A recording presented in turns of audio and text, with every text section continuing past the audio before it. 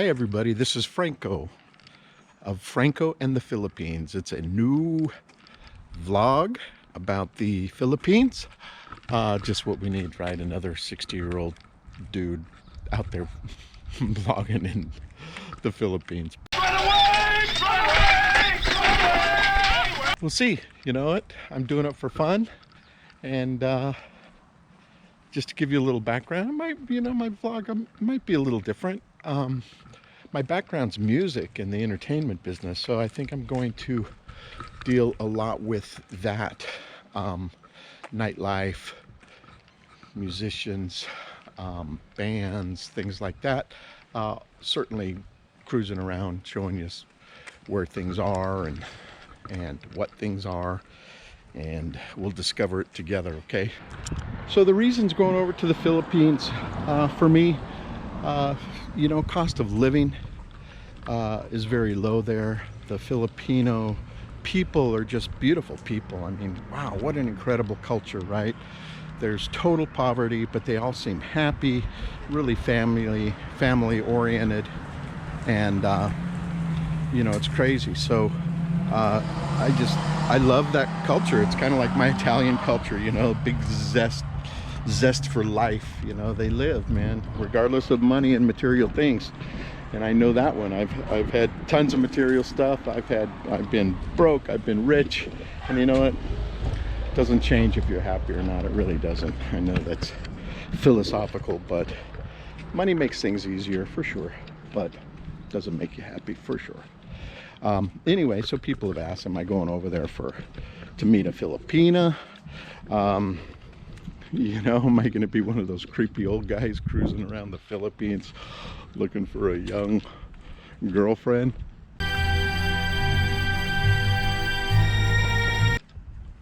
I don't know, you hear everything about the age gap and all that stuff. I'll let you guys know how that works out, right? Well, you guys will be with me, so I don't know about the age gap. I don't necessarily want or need a 20-year-old girlfriend. I just want a nice person to travel with would be awesome. Whether she's young or old doesn't matter, as long as she's cool. And would I like to be in a relationship? Yeah, probably. But I don't know if any of you have ever experienced where you really want a girlfriend, then when you get one, you're feel like you're all boxed in and you don't want one. So right, damned if you do, damned if you don't. So we'll see how that all goes. In the meantime, I'm just being wide open schedule wise, where I'm going. One-way ticket. If I love it, I'll keep going and stay. If I don't like it, I turn around, come back to LA.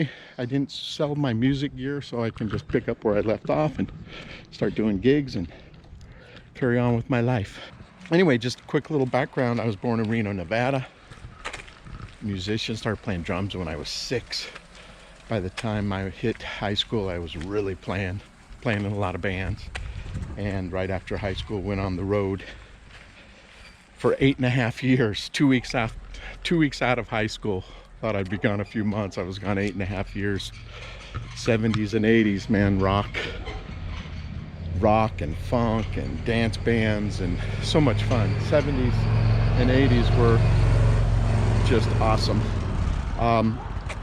I'm still in Los Angeles, so this vlog is going to be really the reason why I'm starting while I'm in Los Angeles. Is I'm going to go over a lot of the setup, the steps to be able to take off for the Philippines. I mean, that's huge.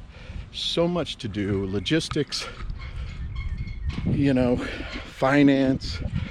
What do you do with all your stuff? What do it's just also one of the things I'm going to do. I got a great ticket, flight, one-way ticket for under $500 from LA to Philippines. I'll show you how to do that. I've got a great hack on how to get great cheap flights, so that'll be fun. So I'm going to show you, I'm going to make a list, all the step-by-step stuff. So if you're planning on going to the Philippines, that part might really help you. I'm less than 30 days out. I've been planning this for months and months and months, and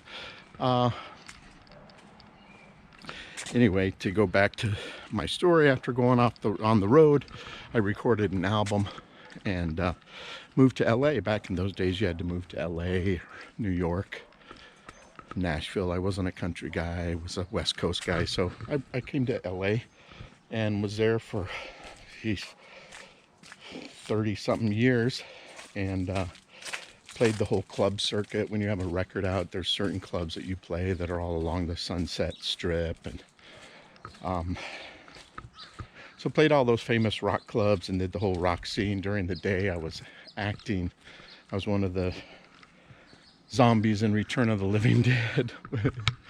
That's my claim to fame on my acting stuff, but acting kept me alive. So I'd do 2 to 3 shows a week, because playing at night in LA when you have a record out, you don't make much money, if any.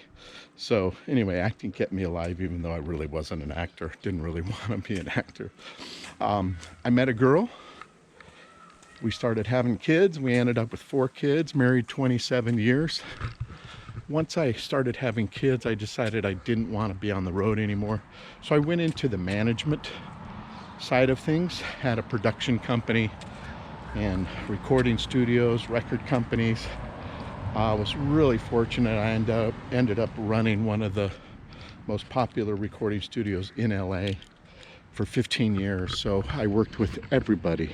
Paul McCartney, Prince, Celine, Michael Jackson, Robert Palmer. I mean, the list just goes on. And my life every day was just, you know, so cool. You know, today's Shaka Khan, next week is Green Day, then Blink 182, then Tom Jones, then, you know, just one after another. So it was really just a very cool time of my life, raising my kids in the music business, and got a divorce. And once I got a divorce, you know, I stayed in LA for a little bit, but I got an offer to go to Florida. So I went to Florida to build a recording studio. They sold the big studio that I was running 15 years, and then, but the same guy, the guy who owned it, very famous musician, brought me to Florida. So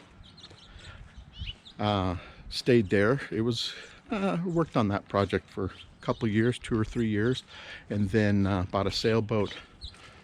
Told my kids I wasn't coming right back, and I sailed the Gulf of Mexico for several years. Set sail that day for a 3-hour tour. Worked in cybersecurity. My background also, I've been an executive in several different software companies. So really, and a real estate investor and a finance company. Anyway, I've done a lot of different things. I guess once you're 64 years old, you end up doing a lot of things.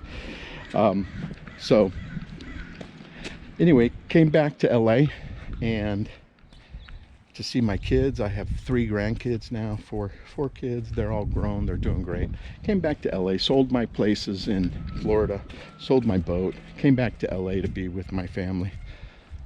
But you know, my family, they've got lives. You know, when kids grow up, they you know, they have lives. So you know, I spend a lot of time by myself here in LA, and I'm thinking, you know what, I've had such a cool life, a lot of different adventures and just cool things going on, really exciting. Certainly more than I ended up doing, much more than I thought I'd ever do. So one day I just started looking on the internet about cool places to live. You know, I'm thinking, okay, this is the last chapters of my book, right? I don't know if the book ends at 70, if it ends at 80, if it ends at 90, 100, I don't know. My grandmother lived till she was 102. I'm gonna go this way, that they're mowing the lawn. So, you know, one never knows how long it's gonna last. So anyway, I've been doing music stuff in LA, and I can survive in LA, but it's just, you know, I just don't like it anymore. It's really, other than my kids, there's no reason for me to be in LA. So anyway, I took off, or started researching the Philippines. A lot of different bloggers, vloggers from the Philippines. I actually will do a shout out at some point, because it's really helpful. You know, people over there and giving advice, and you know, what's this, what's that, here's a cool city, here's this. So there's a lot of, it's really helpful. So anybody out there vlogging, kudos, thank you. So it really helped me budget, stuff like that. So, you know, I have a decent budget. I'm not going over there completely broke, and you know, I'm not a rich man. So, but I certainly have a budget that seems like I can certainly live over there and make things work. I leave in less than a month. I'm really excited. As far as places I'm going to go, I'm going to fly into Cebu, and I'm going to stay in Cebu. Cebu is probably top of my list. I'm going to stay there for a week or two. I only have a week's Airbnb booked. You know, because I just wanted to leave myself wide open. If I love it, then I'll find another place and stay there a month. I want to go over to Bohol, Panglau. That's really a hot item on my list, and it, you know, I'm on a lot of Facebook groups, and that's really helpful as well. You know, I had a whole list of places: El Nido, Palawan, Siargao, is that how you pronounce it? Siargao, Siquijor, Boraycay. There's a lot of places that were on my list, but you know, the people that post, and I agree with them, they just said, you know, so many of those are you know, more vacation spots than living there. So we'll see. I want to travel around. I may get a base, you know, either in Cebu or Bohol, and then branch out from there. But if I don't really love Cebu and I don't really love Bohol, then I'm going to just keep traveling and keep going. Iloilo is on my list, even though that's kind of way out in the away from a lot of things. Got to show you this one cool thing about where I live. Look at these peacocks.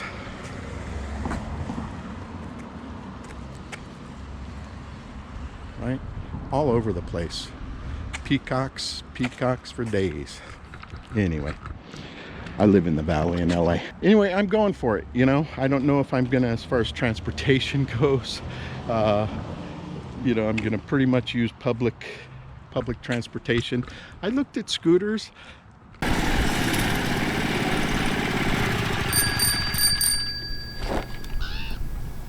can get 70 miles to the gallon on this hog.